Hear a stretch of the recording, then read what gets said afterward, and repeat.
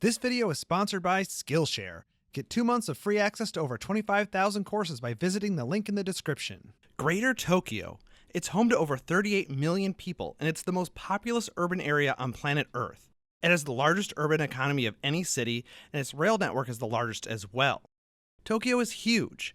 But why is the world's most populous urban region here, on a mountainous island in the Ring of Fire? Modern Tokyo is a product of geography, politics, and history. So let's get right into it. Let's set the scene here. Tokyo is the capital of Japan, an island nation in the Pacific Ocean. Tokyo is located on Tokyo Bay, a natural harbor. Tokyo is also located on the Kanto Plain, the largest expanse of relatively flat land in Japan. All in all, it's a pretty good strategic place to locate a city, and one existed there for centuries. It was such a good location that Tokugawa Ieyasu, a shogun or a ruler of Japan, moved Japan's political and administrative center there, while the emperor, now a figurehead, still lived in Kyoto. Oh, and at that time, Tokyo went by the name Edo. Let's fix that. The capital move led to rapid population growth for Edo. This is to be expected. National governments have lots of workers that go along with it. But the policies of the Tokugawa era inflated those numbers to extreme levels.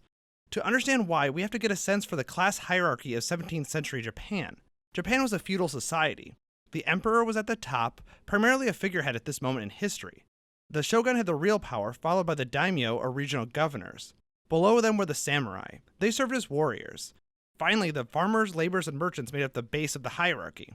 The Tokugawa era was a long period of relative peace, and the samurai's role changed from warrior to administrator and bureaucrat.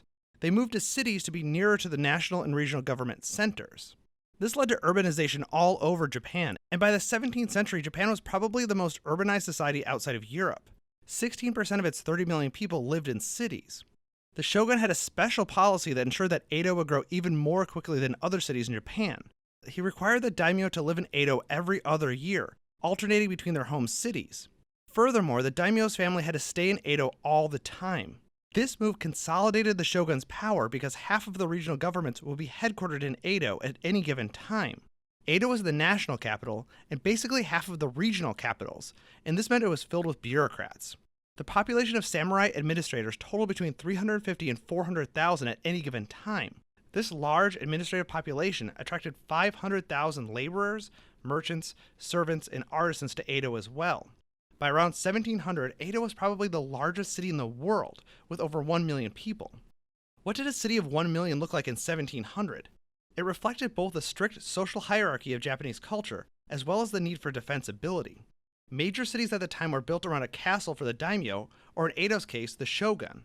The estates of samurai surrounded the castle, and commoners formed the outer ring. This design kept the samurai warriors between the commoners and the daimyo or shogun. Unlike European cities, Japanese cities were not walled. The estates and homes of the lower classes were seen as a form of protection from invaders, not something that needed protection. Moats and rivers were often used to create even more separation. Roads were narrow and crooked with many T intersections. It sounds a lot like US suburbia, actually, with its gated communities and non-gridded streets. That's not to say there were no grids, though. Gridded streets could be found in the market areas in front of the main gates of the castle. And the streets in the commoner neighborhoods were typically laid out in a gridded pattern as well. These grids were often 60 ken by 60 ken, where a ken is 1.8 meters. The roads themselves would vary in width from 5.4 meters to 20 meters. Edo had a fine-grained mix of land uses, with two-story shop houses lining the main avenues with dense housing behind. One of the crazy things about Edo was its high density, up to 58,000 people per square kilometer. What's even crazier is that they fit all those people into houses that were mostly 1 story tall. Edo continued to grow right up into a new era, the Meiji era. This era began when the Tokugawa shogunate fell to those who wanted to restore the emperor to power. The emperor's forces captured Edo in 1868. The emperor moved his capital from Kyoto to Edo and settled into Edo Castle, which is now referred to as the Imperial Palace. The emperor also renamed Edo to Tokyo, meaning Eastern Capital. The Meiji era transformed Japan. Unfortunately, I don't have time to get into much of it, but the period saw the deconstruction of the feudal system of daimyo, samurai, and commoners. Japan ended its isolationist policies and began to trade and visit foreign nations. This interaction helped trigger the massive industrialization and modernization of the country, and within 1 generation, Japan had become a major political and military force in the Pacific. The Meiji era also transformed Tokyo. When the emperor took over, he ended the rule of the regional daimyos and their primary homes were returned to the government. This opened up a lot of land in Tokyo, because like I said, all the daimyos were required to have an estate there. Some of the properties were sold to businesses as a part of Japan's industrialization. The Mitsubishi company bought one of those properties, which it still owns to this day. Other estates were turned into parks, military bases, or government offices. The late 19th century was a big one for railroads worldwide. Japan got a late start, but it did its best to catch up. In the previous era, personal travel was highly discouraged. There were few bridges, and the roads were in bad shape. It took significant capital and imported expertise for Japan to get its railways built. The first line, built in 1872, connected Tokyo to Yokohama.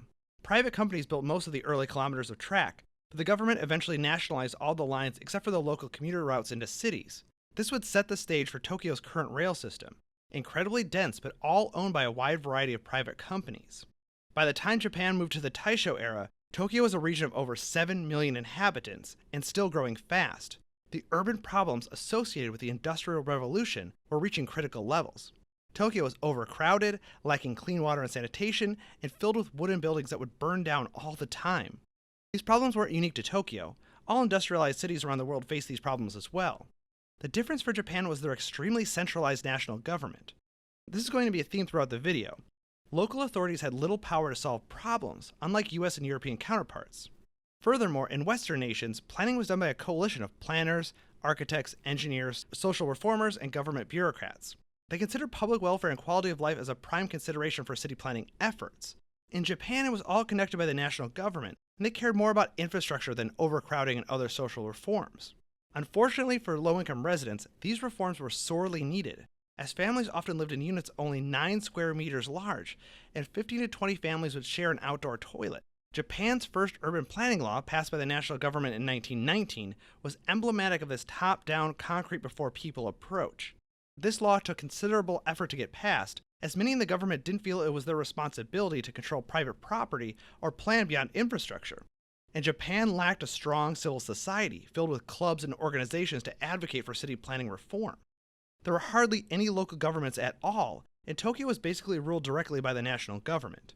The 1919 planning law introduced zoning, a building code, and growth management policies. Having a planning law proved useful in the aftermath of the 1923 Great Kanto earthquake. The 7.9 magnitude quake devastated Tokyo. Like many other earthquakes in urban areas, the shaking was dangerous, but the fires afterward were deadly. Approximately 140,000 people died in Japan, including many in the Tokyo firestorms immediately afterward. The city used the rebuilding as an opportunity to modernize roads, trains, and public services. Parks were added, and buildings were built according to the new building codes to reduce fire and earthquake risk. The period after the rebuilding, from about 1930 to 1945, saw Japan go into full military mode, and little attention was paid to city planning in Tokyo or elsewhere. There were a couple of notable events in Tokyo in this period. First, in 1943, the administrative structure for Tokyo changed. The city of Tokyo and its prefecture merged into a larger Tokyo metropolis that still administers the city. The other notable event came in 1945, when the US military bombed much of Tokyo. It's considered the most destructive bombing in human history. An estimated 100,000 civilians died, and a further 1 million were left homeless. 41 square kilometers of Tokyo were leveled. That's the equivalent to half of Manhattan. It took years to rebuild the damage after the war ended. The rebuilding effort was far different than the one that had occurred after the earthquake. In that case, the economy was doing well and aid poured in from other parts of the country. After the war, Japan's economy was teetering on the brink, and Tokyo was one of many Japanese cities that needed rebuilding. There was a grand plan proposed for Tokyo, complete with extensive greenbelts that reached into the center of the city, but Japan simply could not afford it. Most of the city was rebuilt in an ad hoc manner according to existing roads and property lines. What little money Japan had in the early post-war years went to rebuilding the nation's economy. That focus paid off, and Japan's and Tokyo's economy grew at an impressive rate from the 1950s to the 1980s. Tokyo became home to an increasingly large number of massive corporations, and due to Japan's focus on exports, became household names worldwide. These include Honda, Hitachi, Sony, Mitsubishi, Canon, Toshiba, and Subaru. This continued the country's long trend of rural to urban migration, and Tokyo continued to grow and grow. Over 70% of Japanese people lived in cities, and the biggest one was Tokyo. One plan that did come to fruition was the preparations for the 1964 Olympic Games held in Tokyo. This was Japan's grand entrance back onto the global stage, and the city used the opportunity to invest in infrastructure upgrades. Tokyo built 138 kilometers of expressways. They also greatly expanded their metro system. Prior to being awarded the Olympics, the city only had 3 lines. One more opened before the Games, and others were approved before and finished after. The city also built a monorail and a high-speed rail connection to Osaka. Japan's economic boom solved some of the problems of earlier eras, but created new ones. What do you do when you put a lot of factories, cars, and people in one place with little regulation? You get pollution. The pollution was made worse by poor land use planning. Zoning did exist in Tokyo thanks to the 1919 law, but it didn't do enough to separate homes from factories or curb suburbanization and the traffic and smog that came with it. By the 1960s, central Tokyo had stopped growing, and most of the growth was in the surrounding areas. Tokyo didn't have the subdivision design standards that US cities had, so new development was often haphazard with substandard public utilities. Tokyo also had a weird thing happening, where their extensive private commuter rail network was exacerbating sprawl. The lines would charge more for longer rides, so they promoted land development farther from the urban core. All of this led to rapid, unplanned growth further and further out on the fringe. In response to these new challenges, Japan passed a new city planning law in 1968. The law expanded the number of allowable zones in Japanese cities from 4 to 8. For reference, this is still far lower than most zoning codes in the United States. The law also included something similar to a subdivision ordinance. Prior to this, local governments couldn't compel developers to build or contribute to infrastructure. The law also allowed public participation in the planning process, reflecting the new democratic Japan after US occupation. Perhaps most importantly, Japanese cities could prepare the plans, not the central government, though there was still significant oversight and rules from above. The Japanese economic boom continued through the 1970s and 1980s, and Tokyo's population more than doubled between 1955 and 1985.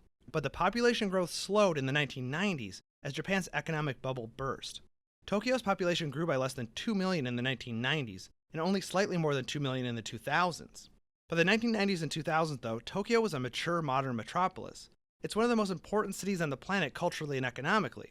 Growth has slowed in comparison to the post-war years, but it's currently the largest metropolitan area in the world and continues to add to its population totals. It's achieved this feat due to a capital move, rapid industrialization, centralized planning, and an economic boom. A few weeks ago, I mentioned that I had a new addition to the family, our third kid. I also mentioned that I'm using YouTuber Thomas Frank's Productivity Masterclass over on Skillshare to stay on top of everything. It's something that I really need as I haven't had a good night's sleep in about 10 weeks. It's easy to forget things or become disorganized. He's helped me with task management, calendars, note-taking, and more. With his help, I'm keeping myself organized and producing videos. This is my 6th video since he's been born, and I've been keeping up with my full-time job as a PhD student, so I think it's been working great so far. This is one of the many high-quality courses available at Skillshare. The great thing about Skillshare is they have 25,000 classes in everything from art interpretation to design, business, technology, and more. The really great thing about Skillshare is that it's super affordable. An annual subscription is less than $10 per month. Join the more than 7 million learners on Skillshare with a 2-month free trial by visiting the link in the description. This also helps support the channel, so thanks for considering it.